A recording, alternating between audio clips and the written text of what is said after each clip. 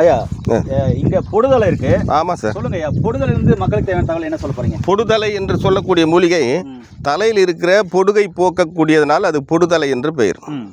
இந்த பொடுதலையை வந்து நன்றாக இடித்து சாறு எடுத்து ஒரு 100 ml சாறு, ஒரு 1/2 லிட்டர் நல்லெண்ணெய், ஒரு 10 கிராம் வேப்பம்பூ, ஒரு 10 கிராம் வசம்பு, இதெல்லாம் ஒன்று சேர்த்து நன்றாக காய்ச்சி வடிகட்டி வைத்து கொண்டு வாரத்திற்கு 2 நாள், புதன்கிழமை,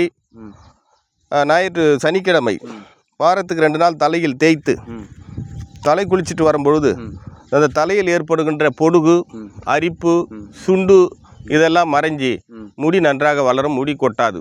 அதுபோல் பாதுகாப்பான ஒரு மூலிகை தான் பொடுதலை. இது வந்து ஏரையில் காய்ச்சலாம் ஐயா? காய்ச்சலாம். ஏரையில் காய்ச்சினா எப்படி காய்ச்சிருந்தீங்க? ஏரையில் காய்ச்சிருந்தா இருந்தால் தேங்காய் எண்ணெயில் போட்டு காய்ச்சணும். இப்போ நம்ம டேண்ட்ரஃப் ஆயிலாக காய்ச்சிருந்தால நல்லெண்ணெயில் போட்டு காய்ச்சிரும். இந்த காய்கள் இருக்குது பாருங்கள் மேலே, இந்த காயெல்லாம் பறித்து இதை நல்லா எண்ணெயில் வதக்கிட்டு இதை துவையல் பண்ணி சாப்பிட்டோம்னா வயிறு இந்த கடகடப்பு, வயிறு செரிமான கோளாறு இதெல்லாம் சரி செய்யக்கூடியது. இது சாப்பிடக்கூடிய ஒரு உணவு தான்.